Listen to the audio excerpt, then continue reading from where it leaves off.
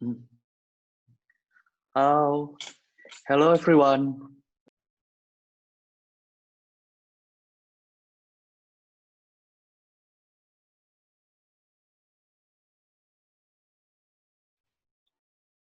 Welcome to Rabung Maddah. Welcome to A to C Architects number 17. My name is Evanindya Dolorosa, and I will be your host for today. Today is a good day. I'm so happy tonight because we have two beautiful and smart ladies, one from IIT and one from Par Architect. And we're gonna talk about Miss Van der Rohe for tonight. And as usual, our moderator for tonight is my friend, my partner in Department Arsitektura, Randy Hendrawan. Randy, are you there? Yes, I'm here, Zefa. Thank you, buddy. Okay. Uh, okay, let's get together. Randy, over to you, buddy. Okay, thank you. Thank you, Zef. Good evening, everyone. I guess I would like to tell you that this is our 17th edition of A to Z Architects by Rabung Maddah. I mean, I would like personally to say thank you for all of you who've been always here every Thursday night. I mean, I know we are kind of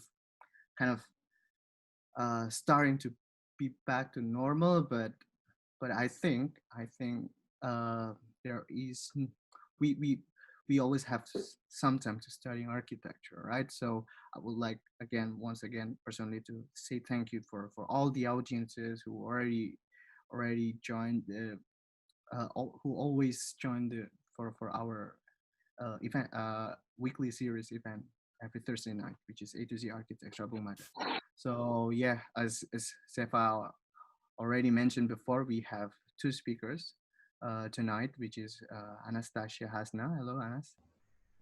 And also Fauzia, my friend Fauzia is also Hello. here. Mm-mm. So okay, we will catch you back, Fauzia, but I Mm-mm. would like to uh, to start to read the bio of Anastasia before because uh, wait before that I would like to share a little story that on preparing on the second season of Rabung Maddah, we actually almost ended this series last week, but actually a few weeks ago, Fauzia introduced me to Anas, and we decided to continue a little bit in the future, a little for I guess for a few more weeks for another season of Rabung Maddah, but we decided to finish this season, but we won't tell you when. We almost the end of the season of Rabung Maddah, but we won't tell you when. But because Fauzia introduced us with two of her friends, we still going to do this until a few weeks in the future. So yes, she introduced us to Anastasia Hasna. Hello, Anas. Hello again. So Anastasia currently studying her fifth year of architecture school at Illinois Institute of Technology, or IIT, in Chicago, and scheduled to graduate in May 2001.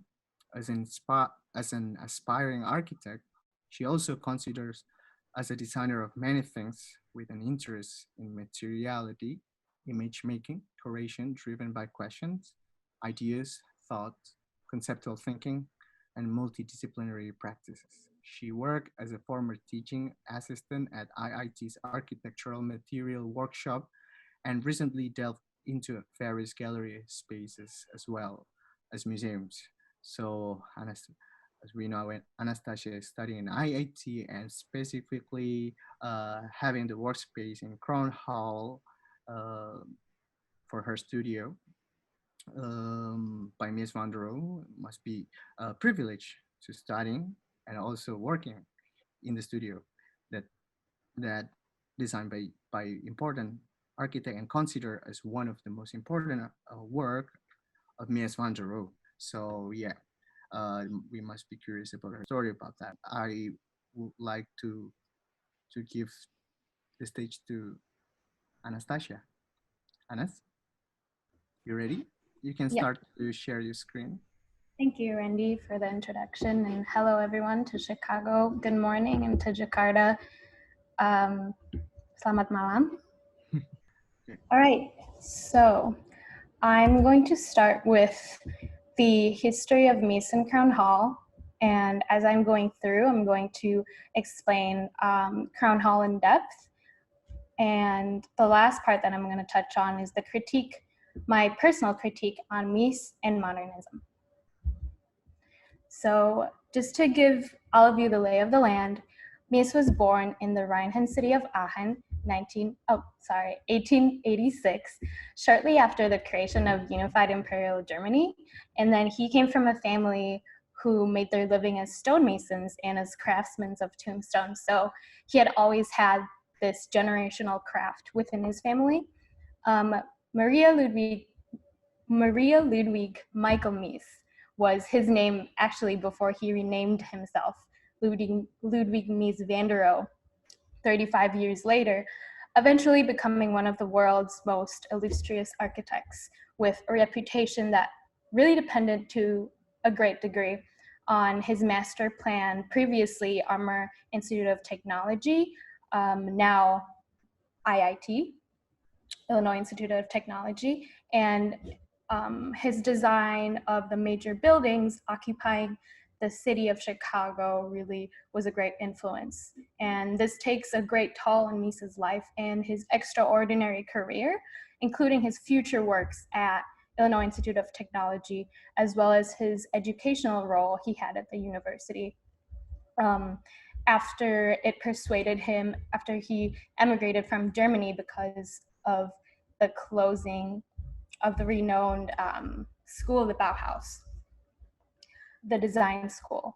The Bauhaus flourished from 1919, but unfortunately it closed because of the rise of Nazism in 1933. So Mies assumed the chair of the Department of Architecture from 1938 to 1958, and then he established a curriculum based on the Bauhaus philosophy that he had really was synthesizing aesthetics and technology in the very Miesian emphasis on the fundamentals of what he brought to IIT. The fundamentals of our architecture on a disciplined method of problem solving is really reflected in Illinois Institute of Technology's College of Architecture curriculum till this very day. So a little bit about Mies. When he was teaching in 1938, he advocated for the learning of the back-to-back basics, just like an approach to an education where the architecture students had first learned how to draw and how to do things with craft, and they had to gain knowledge of all of these features, the use of the builder's materials, and then finally master the principles of design and construction. And I want to speak about my experience that was pretty similar to what Mies had been mentioning when he was in the Department of Architecture, that in my first year, we had to learn how to draw freely. We had to create these patterns and fields and these abstract conceptual projects that you could see that it stemmed from the Bauhaus. And these were very, very intense back-to-back assignments. We then started to learn how to hand draft projects to scale with a parallel bar, and we learned how to draft and use the Mayline and creating plans and sections and elevations, axonometrics by hand, and so on. So the more we learn as the years go, the more we study specific building materials. Say my first year, we had to really focus on wood construction, and we delve into that. We had, for our final assignment, we really had to construct our own pavilions with the wood shop. And then the second year, we delve into masonry. And the third year, we delve into concrete. I had to make a concrete vessel that was 1-to-1 scale, which is more of a sculpture like. So I think from that, you can really see how those curriculums carried through, even though Mies wasn't there, but we could still see his legacy in those kind of assignments. And then basically after third year, fourth year and fifth year, we were free to choose any material that we would want, but still have a good amount of exploration. So this photo, I believe, was a photo of Mies before the students, before they were situated in Crown Hall. And he had the honor of designing the university's main campus when Armour Institute and Lewis Institute merged in 1940s to form Illinois Institute of Technology. Armour Institute's original 7 acres didn't really accommodate what was going to design or the school's needs. So Mies was encouraged to develop plans for an expanded campus. And Mies's original proposal called for a more traditional layout of several large buildings grouped around an open space. But in his final master plan, he embraced Chicago's rectilinear straight grid and designed 2 symmetrically balanced group of buildings, which I think the latter was a better idea. And Mies's academic buildings throughout the campus of the 20th century, methods and materials, the language, you can see it's the same steel and concrete frames with curtain walls of brick and glass. The new aesthetics for modern architecture of Illinois Institute of Technology's campus at the time became a reflection of the school's technological focus. It's also widely celebrated for the less is more quote. And then the campus asserts 20 of these buildings, the greatest concentration of Mies's design buildings in the world. Aside from the history of how Mies came to Chicago and IIT, I think it's also important to talk about the master plan of the IIT campus and how it displaced a large swath of the south side of Chicago that had been part of a bustling neighborhood that is Bronzeville, which to this day actually is home to the African Americans that had come to Chicago from the South to migrate during the Great Migration. So the basic story of the building that was before Crown Hall, that there was Mecca Flats. Mecca Flats is an apartment building provided to the African Americans community in Chicago. And this was Chicago's first open courtyard building to the streets. In its plan and form, this building really had a density, but also preserving landscape. And for the time, that was quite new. What this building did was actually build a community for the African Americans, and it was an icon of that community. It was high density for the time, and the atriums what led the ecosystems of the community, kind of made the black bodies verge with the architecture. So Illinois Institute of Technology, when Mecca Flats was still around, spent around 12 years trying to tear down the Mecca Flats. And I think it should be brought into light because when we think about Mies's master plan, we should keep in mind about what was the pre-master plan. I'm going to actually quote someone from what they said in a lecture that actually happened in Crown Hall 2 years ago. And the speaker had said, "How is it that architecture can be more effectively built, vibrant, democratic, just communities, starting now and building in the future?" So this is the demolition of the Mecca Flats, and this is when the urban renewal of the 50s happened. This time is when the city was regenerating itself post-war architecture, when buildings were getting torn down left to right. The idea of the time was demolishing what was there, and the Miesian and Corbusier's ideals of urban renewal in IIT was one of the great examples that reflected that. So what IIT wanted to do was build a greater presence and expand, and they were alone in that mindset. And in the master plan, Mies, in the plan of the urban renewal, created architecture bigotry within there by saying that there's no way that Crown Hall could sit across or stand across the Mecca Flats, which resulted in an environment that makes it very difficult to have a dialogue or foster an architectural diversity. There was a social intolerance of what happened, that a university of a higher education basically said that we don't want to have the neighbors of working class African Americans. So Illinois Institute of Technology bought Mecca Flats in 1937. They were complicit in running the building, and basically they just didn't put any cents or a penny towards the maintenance. They just wanted it to slowly degrade and tear it down. They've spent 15 years fighting and pushing towards fighting with residents and the housing advocates, who they oppose the university's plan to demolish the structure. As part of the expanding campus, the institution wanted to create this kind of buffer between the institution and the Black South Side.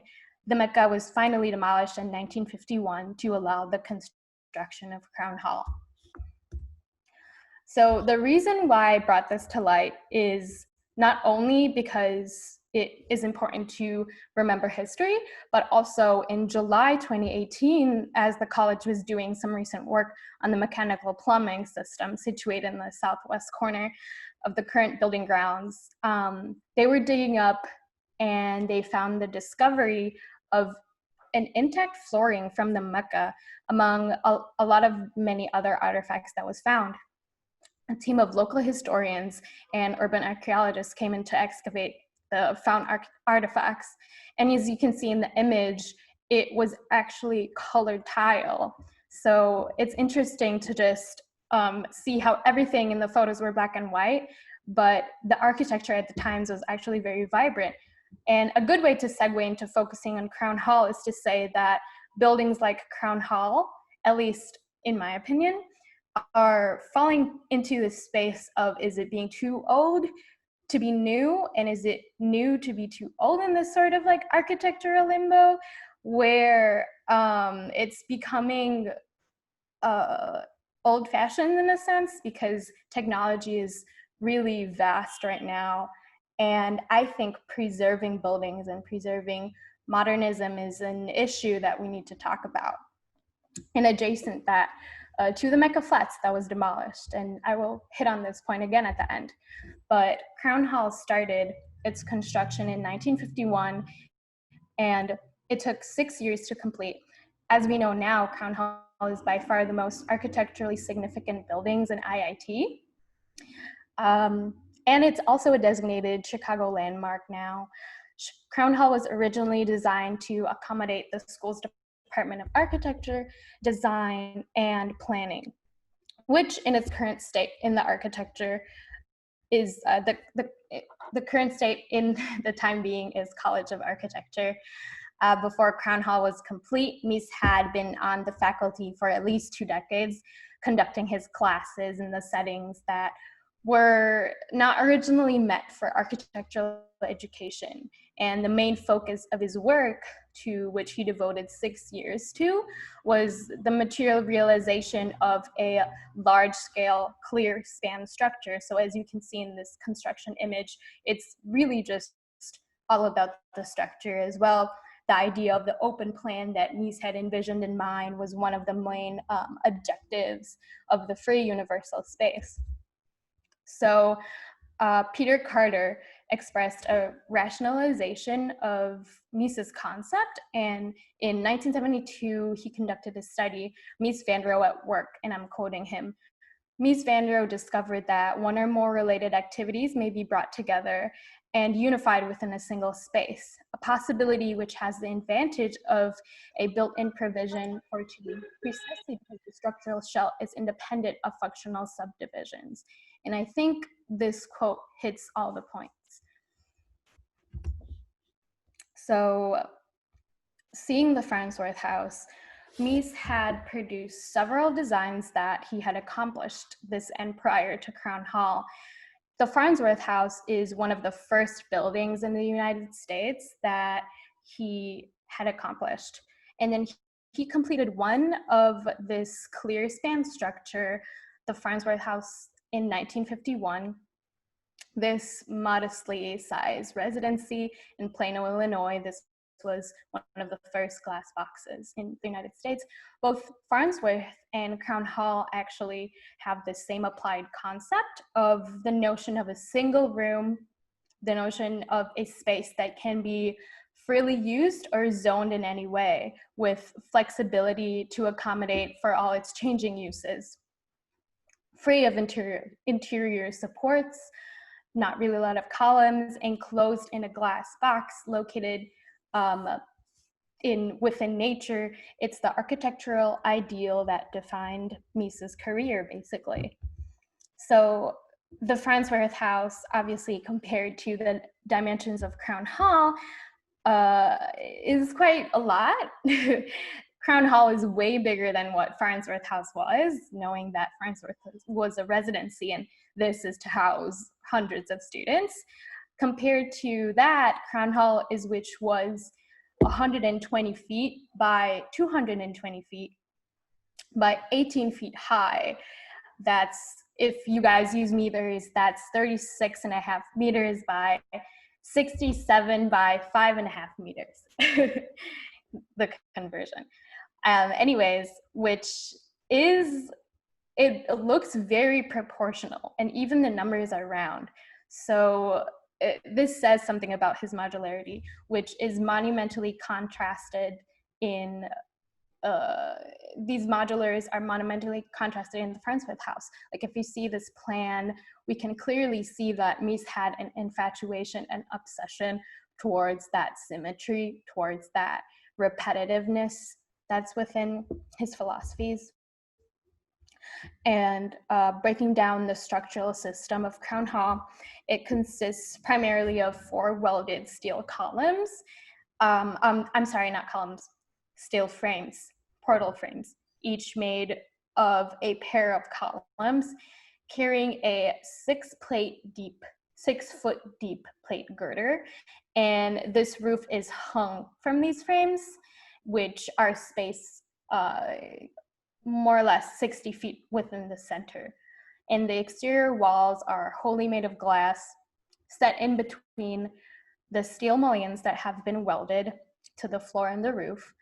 And then the facade module is composed of an upper light of clear glass. So it really frames the views, and the 2 lower lights of the sandblasted glass. So this sandblasted glass allows people to work within the studio with with minimum distractions, and that sort of translucency of the light comes into the room. And the transparency of the upper windows really gives the elegant framed view of the nature and the sky surrounding the building. So when you're inside, you really kind of feel that natural light come in and take a breath to see the beautiful architecture within nature. So yeah, even the structure of Mies is particularly known to be very modular in its sense. So here you can view the main entrance of Crown Hall that's located on the south side of the building, where Mies designed a staircase where you ascend and land on a deck, continue more up to the stairs, and then another deck, finally you enter. In this case, it's formally similar to the Farnsworth House, where the stair supports are concealed beneath the travertine structures, creating a sort of floating effect, so you don't really see those structures From this picture, you also can see the main space, which is center core, that is programmed as a multifunction space. And to the east and the west of the buildings are the studios behind those dividers, space dividers. And this is just a sense of what the studio is. Crown Hall is actually known to be a lot to the inspiration of other examples of universal and open space in a clear span structure. The only difference that was Mies was very specific about his intention, stemming from a direct view of architectural education. He wanted the idea of teachers and students to experience the same level of, or all levels of experiencing assembling and learning and taking in knowledge, working within the sight of each other. And that just greatly appalled to me, that idea, and he put an emphasis on how he wanted to take the idea of the Bauhette, I think that's how you pronounce it, but it's the medieval shelters in Germany in which designers and craftsmen and laborers worked side by side under one hut. And this is just a slide, a photo of a comparison, what it looked before and what it looks like now, which is really funny because the intention carries throughout the present academic curriculum. Even the tables still stay the same till this very day. Although it's funny that this past formation of desks would probably be more relevant today, as it seems to be properly distanced between one another. One thing that I learned from the open studio culture actually is that there, like as you see it here, it doesn't seem to have a hierarchy.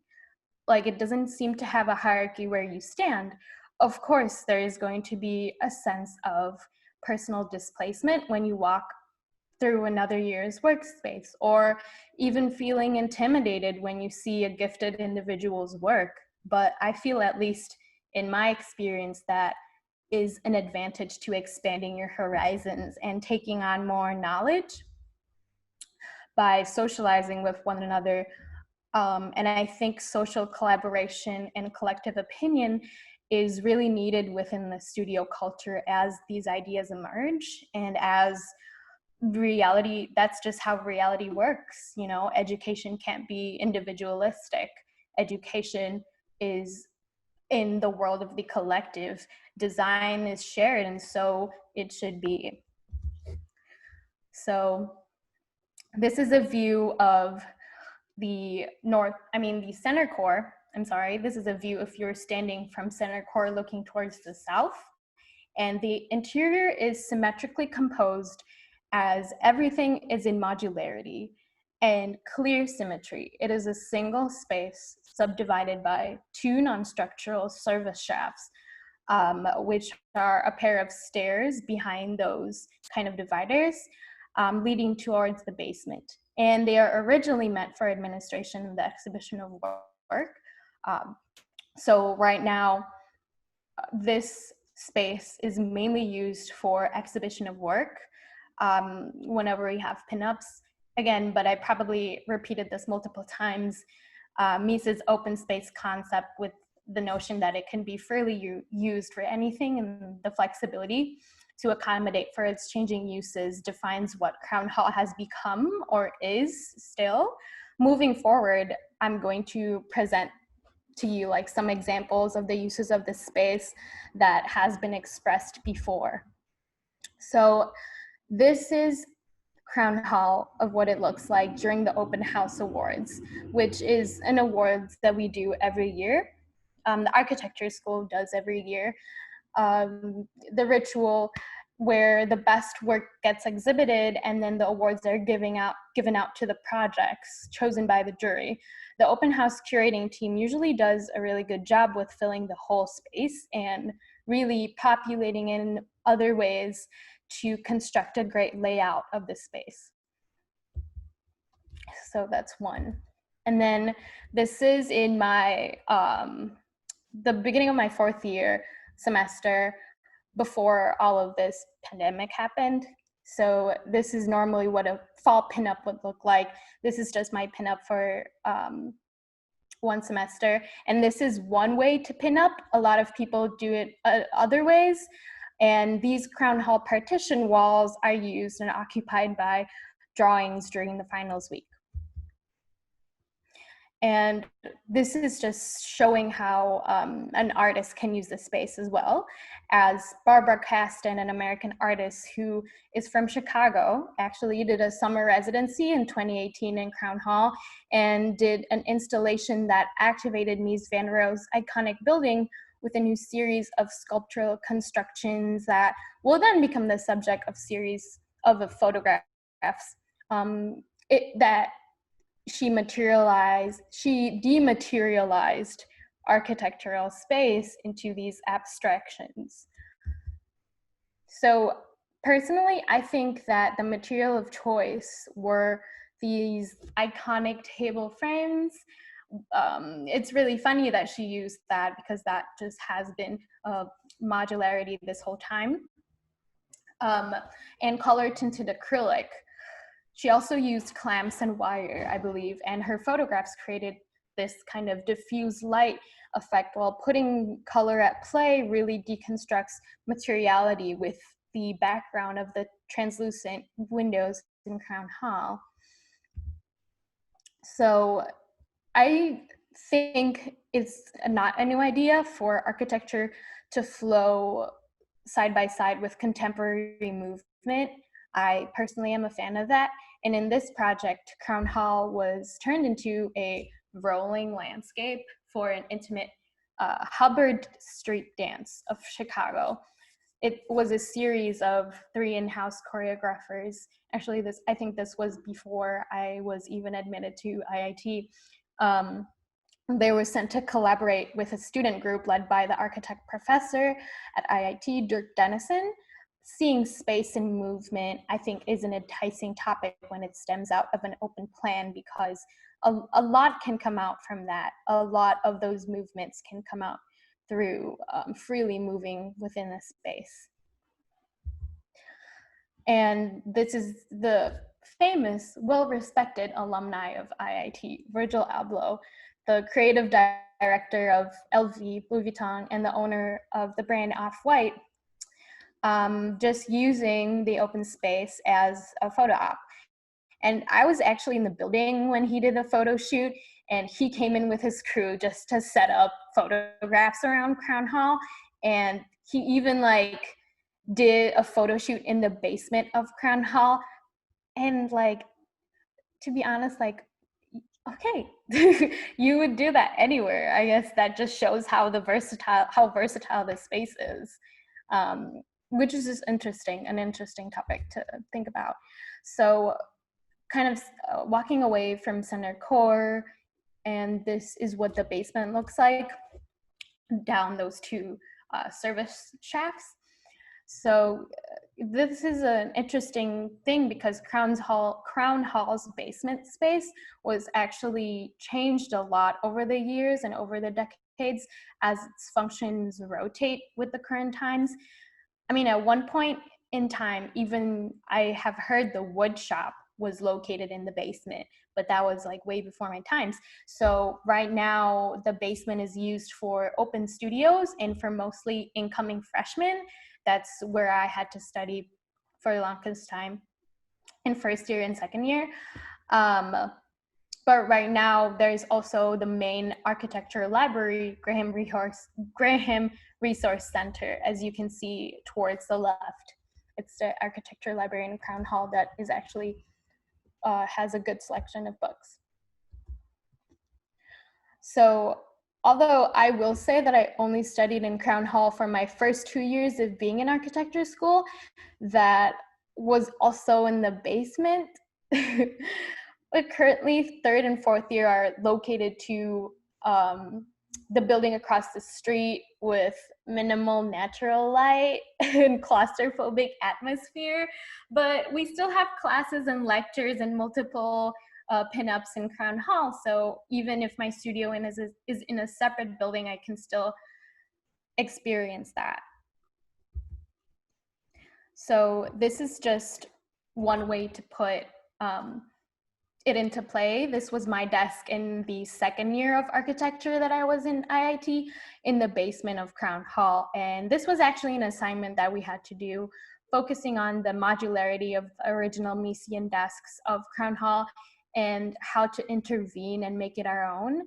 This also offers true flexibility to what you can add on to the desk, stemming from ideas that were eventually carefully hand drafted, and ideas that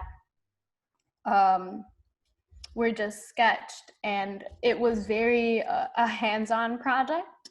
I mostly crafted it using wood, and working in the architectural workshop, I added all of these elements that fit perfectly into the dimensions of the desk, so it would be applicable.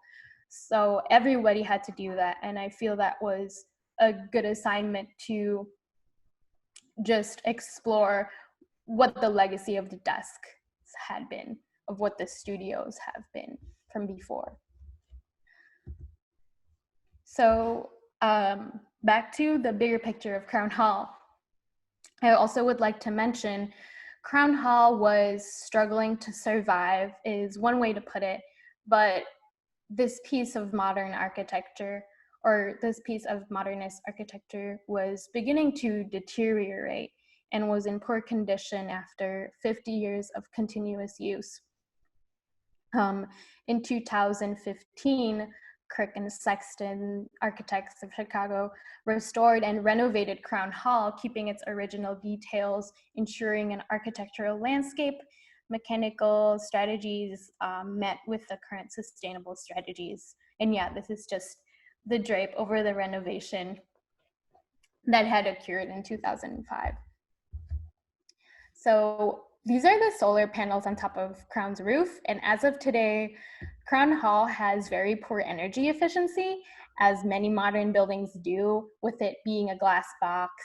And from my experience, in the summer, it gets very hot because of the windows to counter that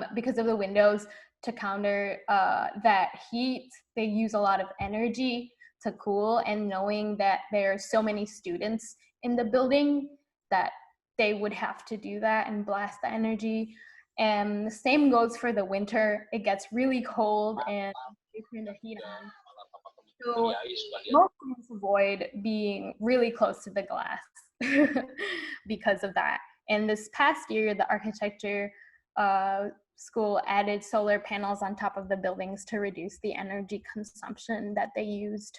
So this is to segue to the last part of the presentation where I wrap up, which is the critique I wanted to share on this work by Stanley Tigerman in 1978 titled The Titanic.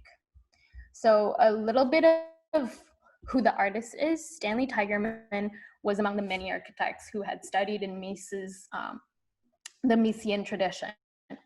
And he's based much of his work in the 1960s and 1970s on the designs of the glorified architect.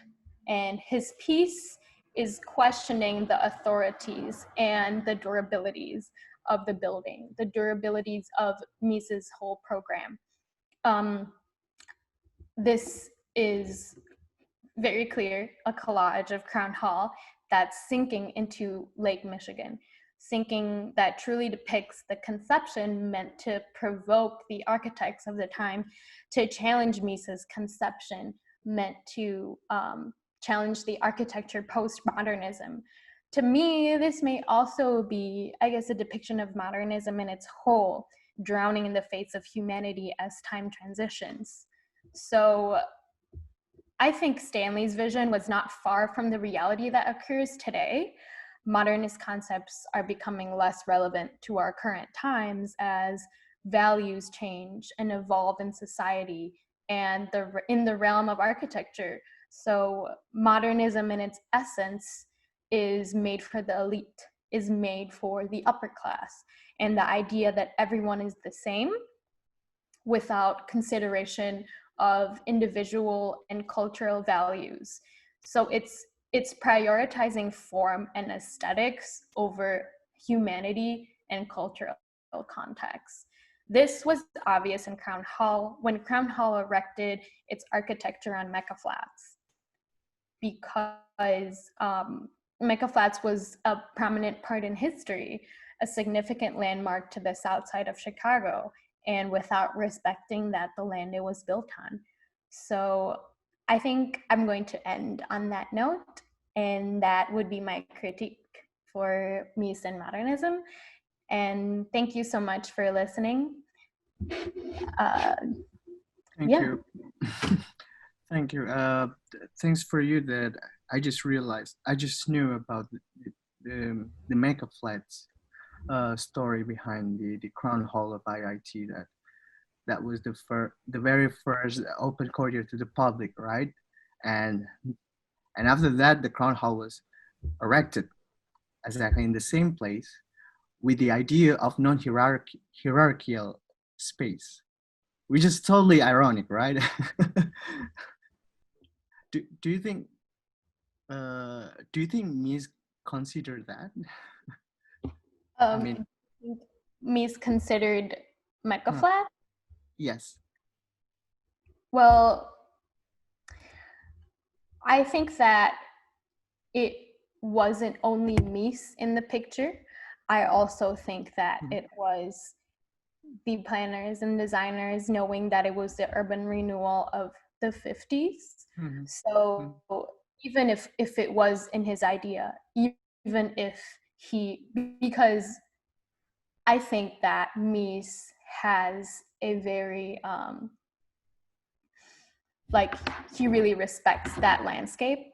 But I also think that there are a lot of authorities and a lot of authoritarian views that had pushed him to do so, or pushed him to, you know, make that decision.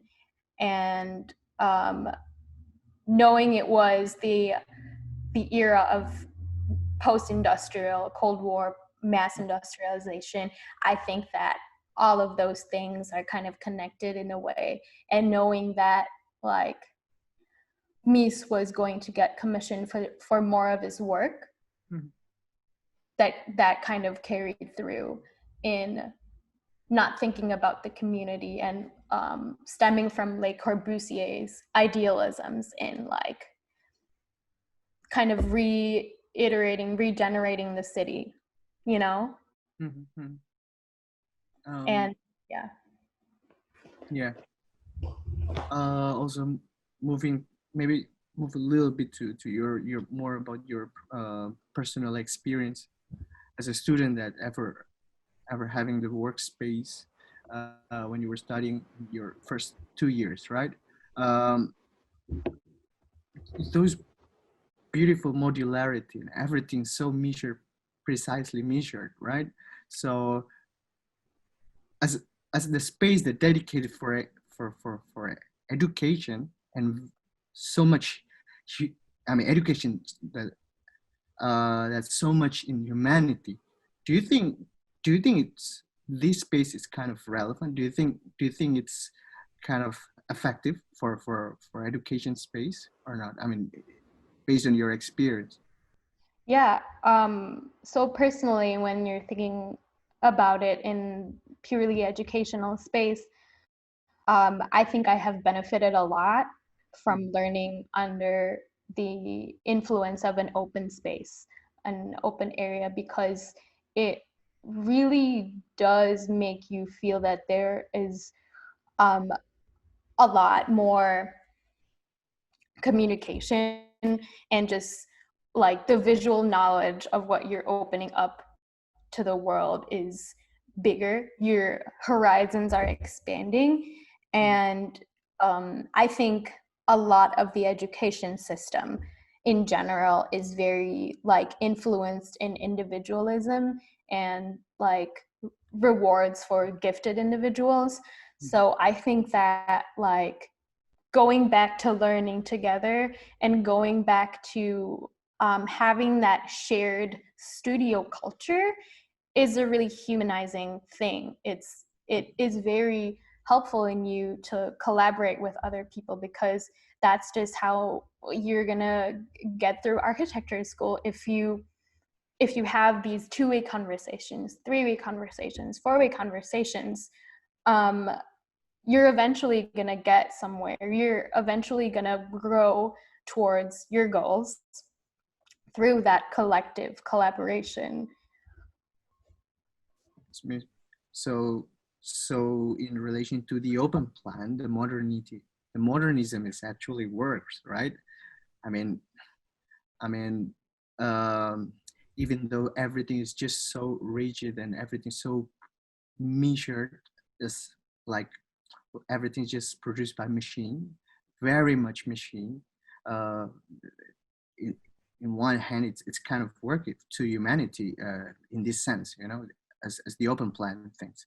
Must be really interesting. Yeah, I kind of envy to you that you were studying in this space that pretty much important for Mies Vandero's work. Thanks again for the presentation, Anas. Now I'd love to move to Fauzia. Fauzia, are you there? Yep. Fauzia, I know her as Pojai as well. Okay, Jai. We have to speak in English, right? Please don't mind with my broken English. I don't think I have a choice. So, Fauzia was graduated from Michigan State University, right? Mm-hmm.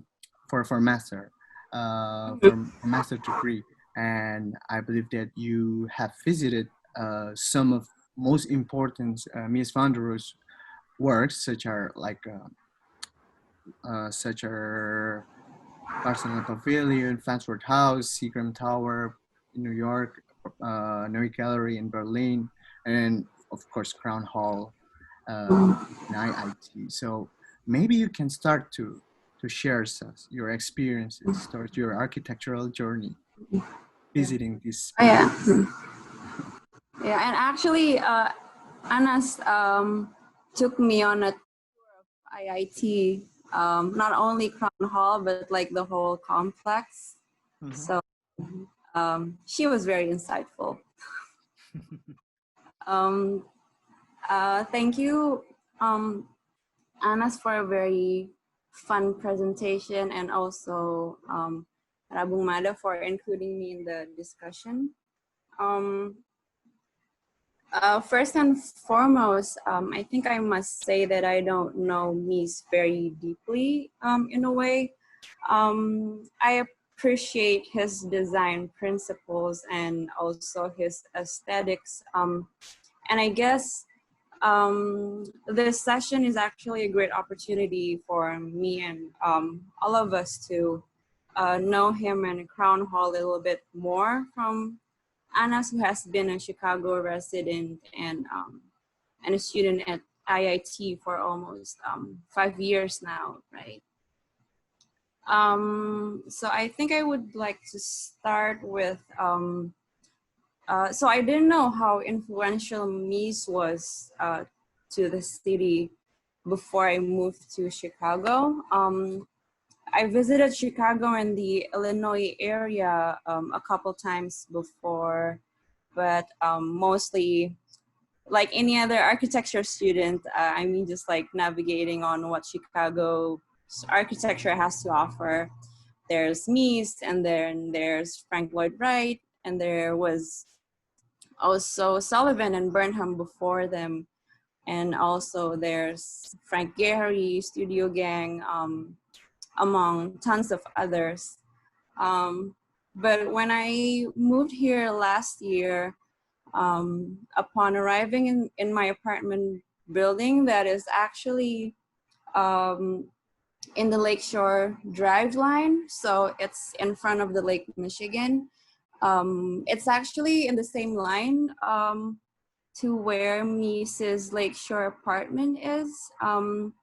I kind of feel that there's a strong Mies influence in my apartment building. I don't think it's designed by Mies by any chance, but it has the symmetry of like two high-rise tower with a flat one-story lobby, of course glass walls, and also the choice of materials in the interior. They have the exact same travertine walls used in IIT Crown Hall, used in Barcelona Pavilion, on the walls, on the floors, and also they have like this wood panels with the same color tone, which I also see in other Mises buildings. So it's really interesting. It says a lot about how Mies influenced probably a whole era and a whole generation of architects in Chicago. And also high-rise building development and I mean like housing development in Chicago, because I actually can see several apartment buildings with similar patterns along Lakeshore Drive. Like one of them is my apartment. So every unit has a full wall of glass, which I think Anas also mentioned how the skeleton and the glass frames the environment outside the architecture, which for me, it frames the beautiful Lake Michigan in downtown Chicago, which I can't complain, but every afternoon close to sunset every day, it feels like living inside an oven. So it's like really hot, and it's really cold in the winter as well when the heater goes off. And I think that's also the case in Crown Hall, like Anna's mentioned on her presentation before, which I thought it's pretty surprising, because I thought it's really hot because I'm on the 16th floor, but actually in a one-story building, that's also the case. So yeah, that's a personal experience. And aside, I also actually had a chance to experience several Mises buildings and in different rates of experience. The first one I went to was actually the new National Gallery in Berlin.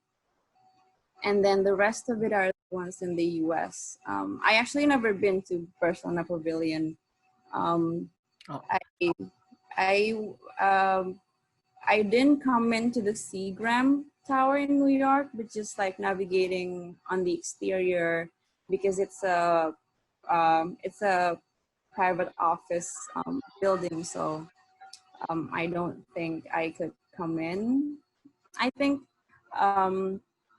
And also the ones in Chicago and Illinois area, Crown Hall, Farnsworth House, the Federal Center near downtown Chicago, which consists of two high-rise and one-story building, which is a post office, and University of Chicago School of Social Service, which actually I live very close by at the moment. So in case of Crown Hall, the new National Gallery, the post office, and the in the Federal Center, and the School of Social Service, so 4 of them are public buildings. And I feel form-wise, they are almost identical to one another, both the form and also the plan in a way, which I think I don't personally would want to do as an architect in designing buildings, because I think, because I believe every client has has their own character, and also each context might be very different. So in that regard, I don't think I would do what Mies did in designing. And of course and of course, like for that, for buildings have different scales and variations of form. But I feel like it almost as if Mies found like a template that works for him in terms of a one-story public building, and he just did tweaks here and there. I'm not sure if it's because he thinks he reached a certain satisfaction, or him being very efficient about his work, or just plain lazy. I don't know, but like 4 of them are a square glass box with black skeletons, a busy and crowded basements, travertines, the same tone of wood. And I think if you take out the loose furniture in each building, you would not know what specific functions the building does, which actually might be his goal, to bring freedom and flexibility in the plan. Structure as an independent plan, just like what Anna's mentioned in her presentation, happened in Crown Hall. And it actually also aligns with industrialization, which is a big part of his design thinking about modules and efficiency. But I wonder if it is also his approach in private houses, like Farnsworth House, because if it's true that he's all about efficiency and practicality, the Farnsworth House wouldn't have had over budget issues like it did. So I know this tilts away from the discussion about Crown Hall, but I think I just want to hear what Anastasia thinks about it, whether you think he has different approaches in different typologies between the civic facilities and for private properties. I mean, in a glance, you would know that both Farnsworth House and the Barcelona Pavilion is not symmetrical, which if you see like the other ones that are the public buildings, Crown Hall, the post office downtown, the National Gallery in Berlin, like they are really symmetrical. So I think it might be also the case that he treats typologies differently. Yeah, I think that would be like an interesting discussion if you have like some opinions on that. Yeah. Thank you, Jai. I was thinking like you were mentioning about how similar is building from one to another, but it's a bit different for the residential project, right? Maybe it could be related. I've been to Barcelona Pavilion. That was in 1931, I guess, right? And I guess that's kind of exposing many libraries that he might use in the future. I don't know. It's just my assumption, but I think after that he built this Villa Tugendhat in Brno in Chechnya, his first residential built project as modernism style. That he when he already applied this modernism, this purist white wall and everything, because in his first era he still built the conceptual ideas and these brick houses and a little bit kind of traditional houses of German, but Villa Tugendhat is the very first time he built his built residential project, which is with a wild kind of Bauhausian, kind of Gropiusian. And then after that, maybe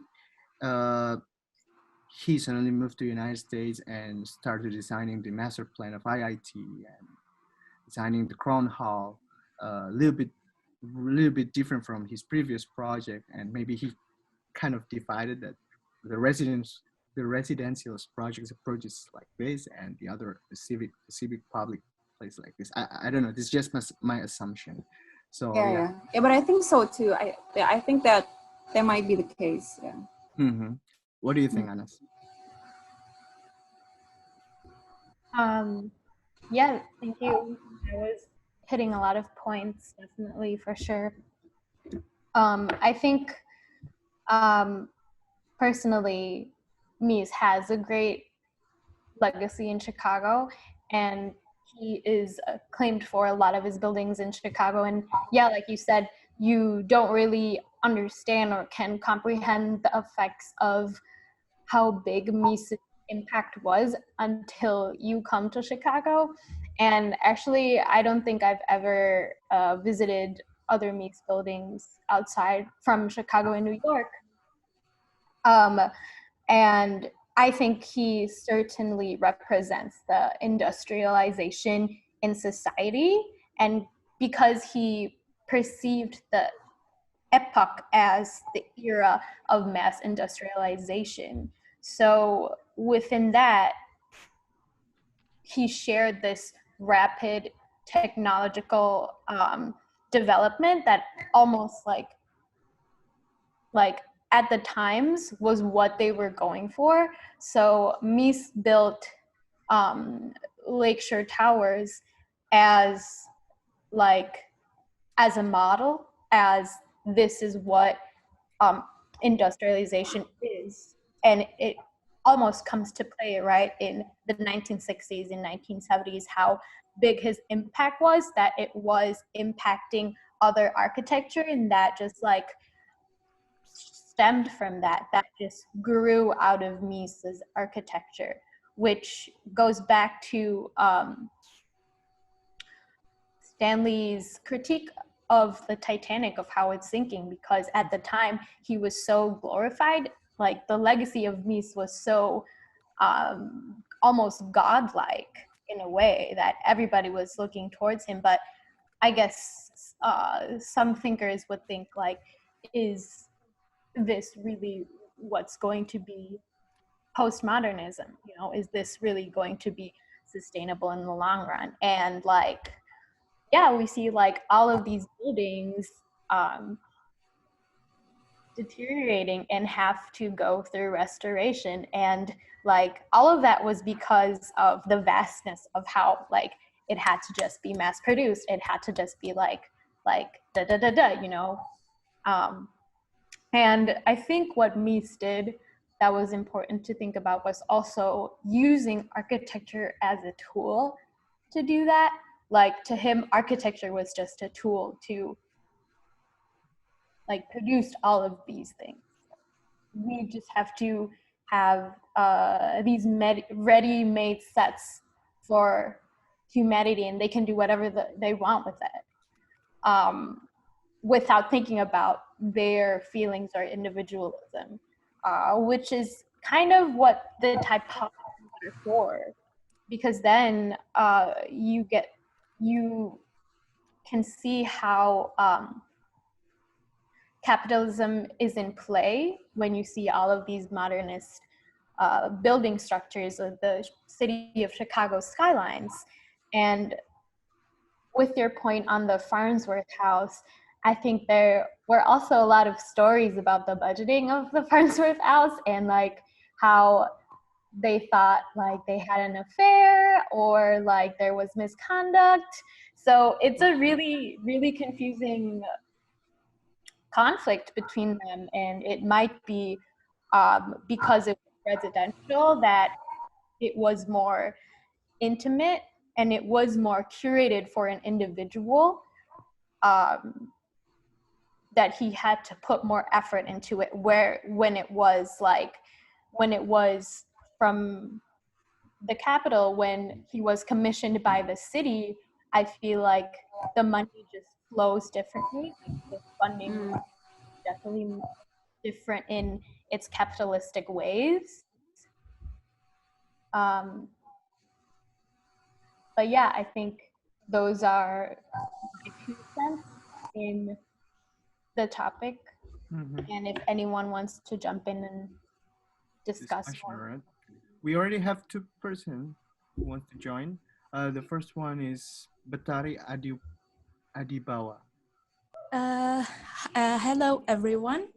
A very nice presentation, and I was so interested to know because Anastasia mentioned two things that piqued my curiosity. First, about thinking about modernist structure as an artifact for heritage in the future, and the second is about the class issues, about the function of the site before the crown hall was erected. The first one, I would like to elaborate a little bit more from the study of Johar Market, Pasar Johar in Semarang, is currently in restoration, and as usual, we try to, rebuild it as it was. But there was one critic when one expert in heritage conservation said that uh, what is more important is not to imitate the mushroom's column, but to learn the reason why Karsten picked that structure for the market. That's the legacy that we want to preserve.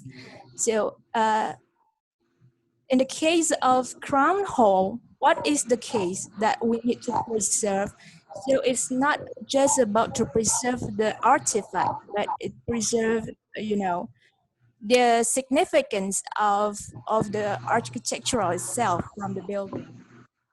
And the second one is about the class issues. Like here in Indonesia, we are not very familiar about the history of, you know, the site of this building. And so by far from the presentations, I learned that the class is represented by, the black people, the housing for black people. But uh, would you would you please telling us more about what is the social landscape and the situations of that housing, uh, because it's an intricate issues when we talk about class. So like I would like to know more about the details about that situation. So when we say that it's about class issues, we firmly have the ground, the solid ground on that. Thank you very much. Yeah, so I think that is a very interesting take on it and question. And yeah, it's interesting to think about preserving something, especially that I am honestly not familiar with Indonesian architecture. Thank you for telling me that. And I am very interested in the Semarang restoration project, so I might look it up after. But yeah, I think now, right? It's really the question of what is the legacy that we want to preserve.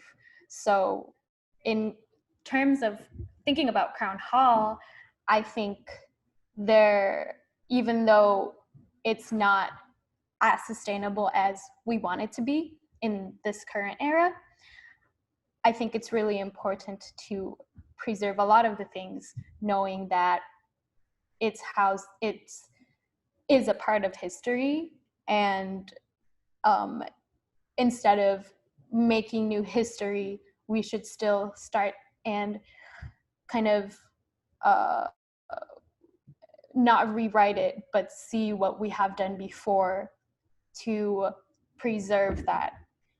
Because like, what does legacy mean? So I think in Crown Hall, it's very much about the open space, and the Crooks and Sexton restoration and renovation They also actually changed a tiny bit of new structural details within the building because it just wasn't working for the time. And yeah, I think that is also an important thing to keep in mind when you're restoring a project, to still keep the concepts and the ideals and the philosophies of what it was before, because in Crown Hall's open plan, that is still a very big thing that's working for us and working for the students that are in collaboration there. So in any ways, we wouldn't want to obstruct that open plan. So if it's like the mushroom columns or the columns that you're talking about, I think like if it's about the space that those mushroom columns created, like the experience of the space, the experiential feelings of going through those mushroom columns still should be preserved. So I think preservation also means like what it means to be within the architecture, what it feels like, what the architecture had begun to be. And just thinking like, do we really need new architecture on top of that? You know, if we can just kind of rewrite it in a way where it still entices the past lives. So yeah, I think talking about the Mecca Flats, talking about how it's more about the races than about classism at that time where in Chicago there was a lot of redlining. And if you didn't know, redlining is something, how do I explain it? It's basically compartmentalizing where bankers could loan money to the Blacks, to the African Americans, and where they can place the African Americans specifically on the map of Chicago. And the determining factor of where they could live and where the housing was. And a big chunk of that was in Bronzeville, was in the south side of Chicago, and it still is until this very day. So, and racism has always been a thing and has always been an ongoing issue since history. So it's also ingrained that it's not only classism, it's also racism, in seeing where that stands, because Mies coming from an elite, also coming from being a European, obviously is very situated in a way where he was privileged and where he was looked upon by the government, by the city of Chicago, by the higher authorities that are there. And so, you know, looking at that, and they basically didn't consider the Black lives that were there, because they had built a community. The architect had built that courtyard for the community, and it became a bustling community within the Mecca Flats.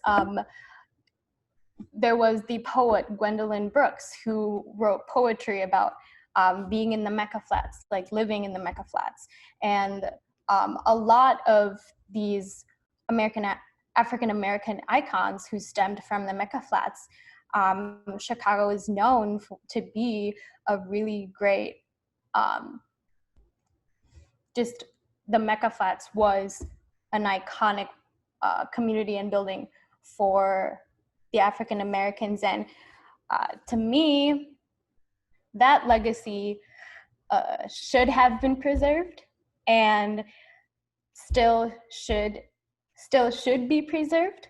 And there is nothing in the IIT curriculum. I think this is like more of a critique on the curriculum. There's nothing in the IIT curriculum that touches on that. So I honestly think that the preservation of that knowledge, the preservation of like what was it before should be, and that's a way of preserving, that's a way of preserving architecture without actually having the architecture, because it is done.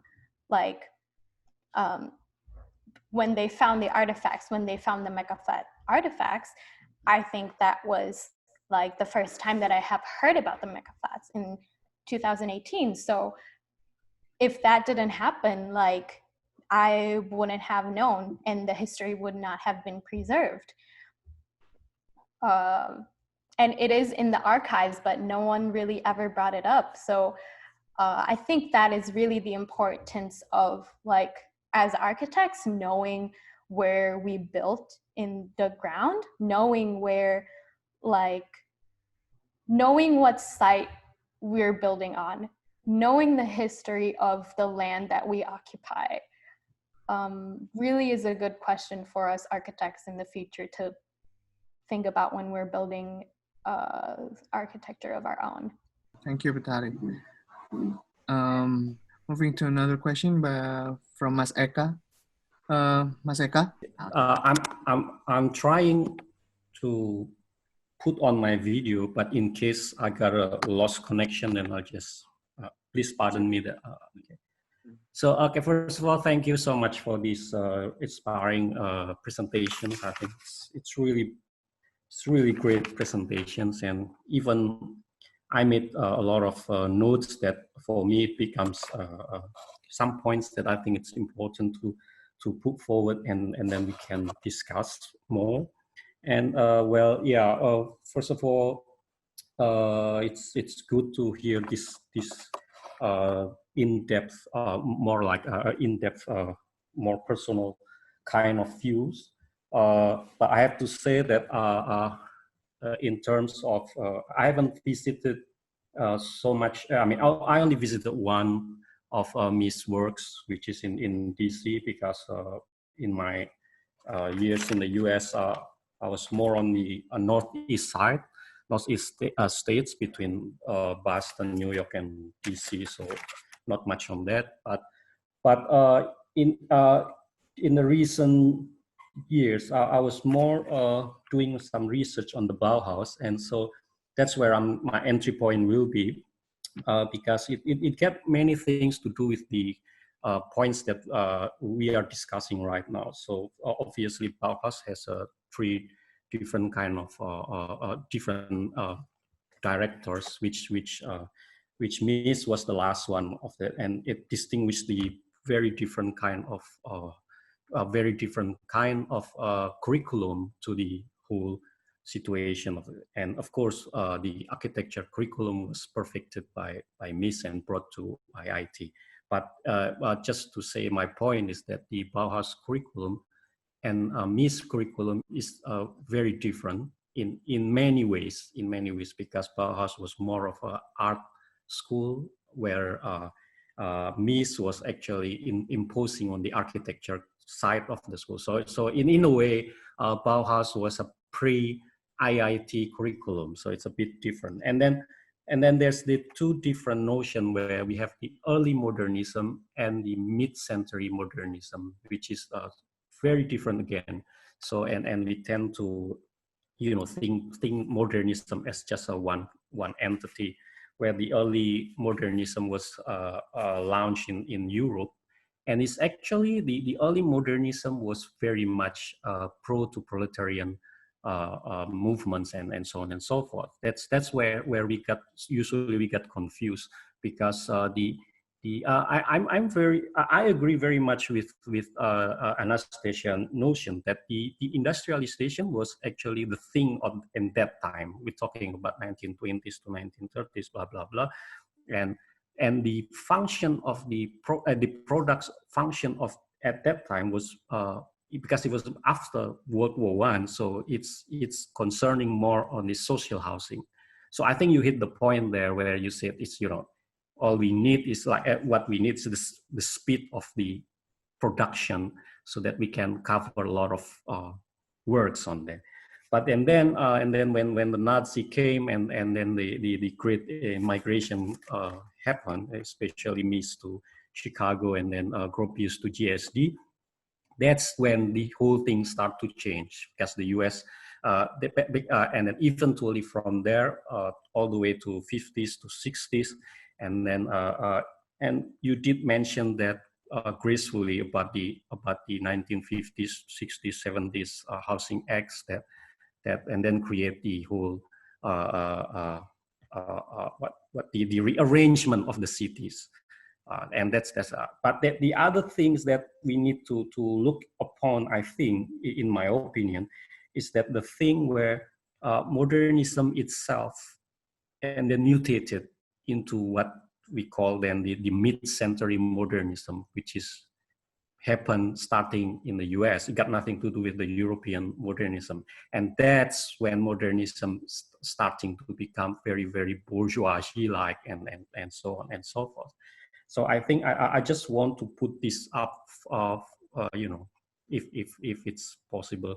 This I just want to adding up more points on the discussion so that we can distinguish which one is Europe and which one is the American side of modernism. Each has its own plus and minus. But and then my last point is that of course, and then the most important contribution of Mies is the birth of international style. That's when practically we took off from modernism to international style. And in my opinion, the international style, in a way, is also portraying a very effective, efficient architecture.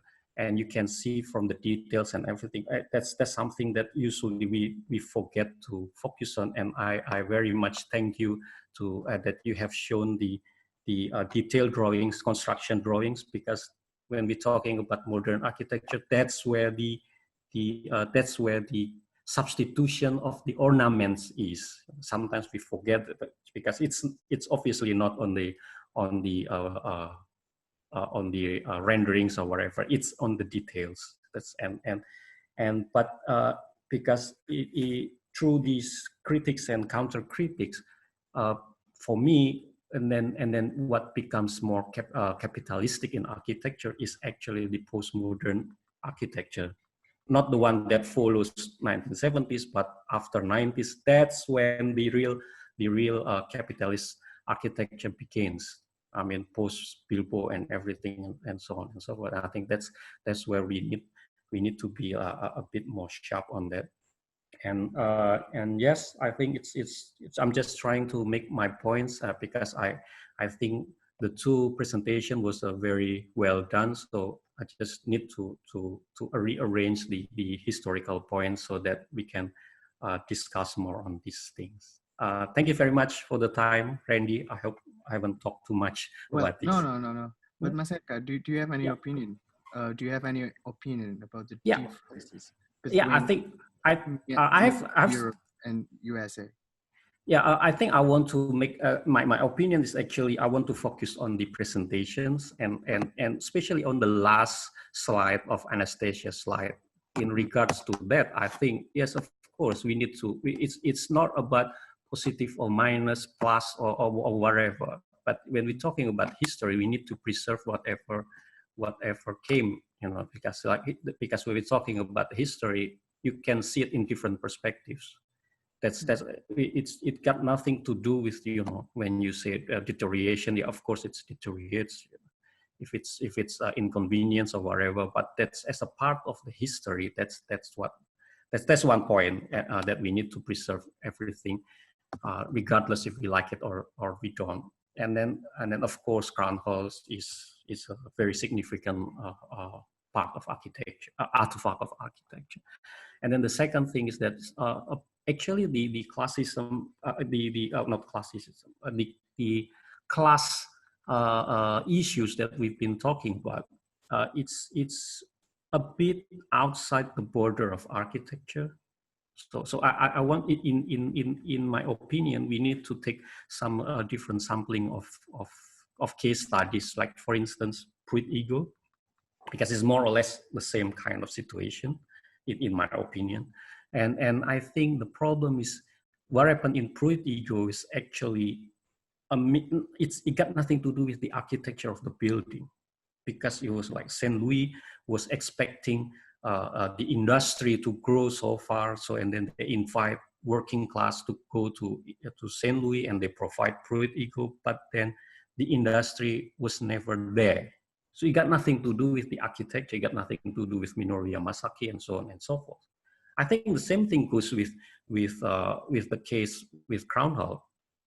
But again, just to make notes, I don't know this for sure because I'm not studying that. I suspect it's the same thing because it's a different thing when we're talking about say genius loci, or we're talking about the spirit of the site, and we're talking about the class struggles. It's the two different things. And then when we're talking about the purchase of the land, and you purchase it and it becomes yours. So it's I mean, should architecture, I mean, how can we design something that would have any precondition to the social impacts? That's a bit different to the discussion that we are having. And I'm just I think it would be much better if we focus on the architecture side of the discussion and so on and so forth, because at the end of the day, there are many other samples about those, because this is a two different kind of, the social realms and the architecture realms. It's a two different kind of discussions, in my opinion. But yeah, but I think it was really great debates. So and I'm looking forward to hear more about this. Mm-hmm. Thank you so much. Thank you. Anas, do you have something to respond? Thank you so much. That was really a really great addition to what the discussion and what my presentation was and where I was going. And thank you so much for bringing into light the history of the Bauhaus. And yes, Pruitt ego is definitely something that we need to talk about when talking about all of these things. So I think one thing that I would like to hone on in is the, and I think you also have knowledge about the Bauhaus, so correct me if I'm wrong, but the, when Mies was to be the leader of the Bauhaus, his approach was quite apolitical, and he was one of the apolitical directors after the openly communist director Meyer,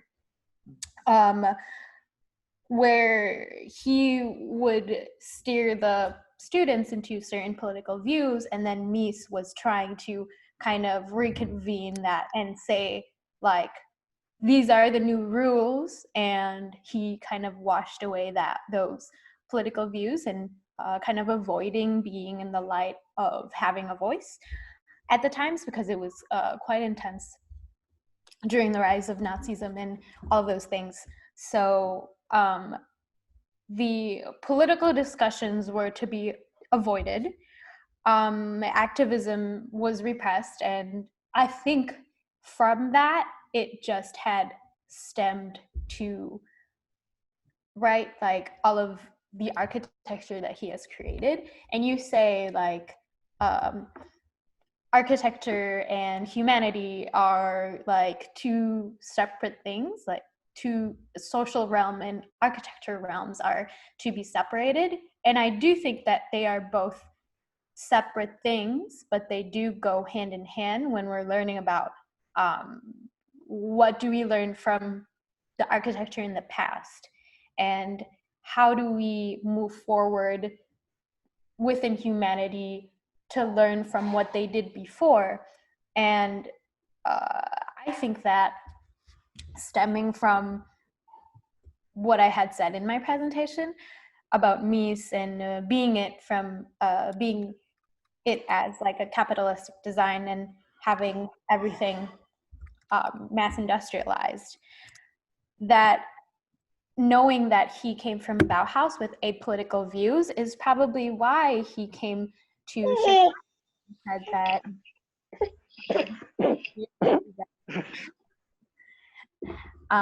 that's why he came to Chicago and didn't really take into account the humanity or the social values, because he just simply did not want to be political. But yes, I do think that these conversations are important to have when we're trying to navigate the spaces within architecture. And sure, architecture can be purely architecture, but in my opinion, I think that when we're thinking about designing for the better future, we're constantly thinking about the collective and constantly thinking about the times that are happening now. And time is such a concept, right? And then these social political realms are also always ongoing, no matter where we are, no matter if it's in the United States, Germany, Indonesia. Everything's going to be different. And I feel like all those parts of history are important to preserve and important to learn for our knowledge, for our sake, in order to move forward towards new architecture or reimagining the realms that we are going to be in. I know this is like stemming from the presentation, but I guess that's just where the conversation is going. But yeah, those are my 2 cents. Maseka, do you have any response? Yeah, very quickly. And I think this is the thing that Anastasia is actually hitting the points where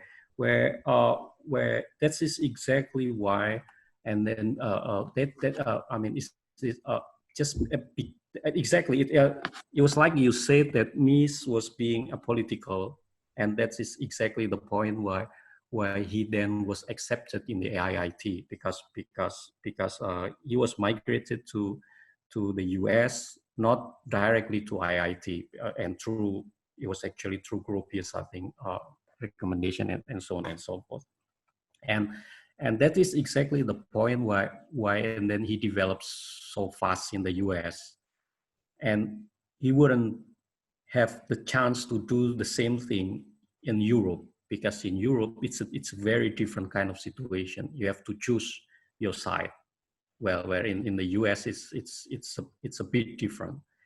In the condition where in the US, even back then, it was already stabilized in sense that the ideology is only one ideology. In Europe, is much diverse. So that is exactly the point.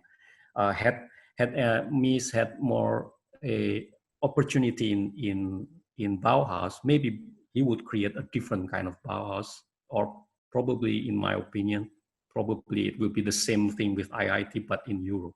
And I would really love to know how that will end up in terms of architecture. And then just my second point is that maybe I miss forwarding it at the beginning. The thing is that it's not about the discussion that we need to be secluded from any other technical issues, architecture, and so on and so forth. But we need a certain consensus to discuss this kind of thing. If we're talking about socialism, and then which one are we talking about? Which theory we are using? Are we even in regards to architecture, using a livable, or we using a which ones? Just to avoid us to in an abyss of discussion with no end and so on. But I think you hit all the points that I forwarded, so I'm happy with all the answers. Thank you so much. We have also moving to another question from Isabel. Hello, Isabel. Hi, I'm Isabel. I actually just wanted to build on the point that we were just talking about, because I think that architecture, like in Mies's quest to be apolitical, he actually just simply becomes political. Like demolishing mega flats to build Crown Hall is a political standpoint. Like regardless of what you do, you're going to be taking a stance, especially in a place like Chicago. In the US, there are a lot of like really deep culture wars. So I guess my point is that in Mies's idea of being apolitical, and like if we were to separate architecture from like the more social standpoint, then it really doesn't become architecture anymore. It becomes architecture, a building for like somebody else, when in reality it's a building for the people and a building for the people who are there.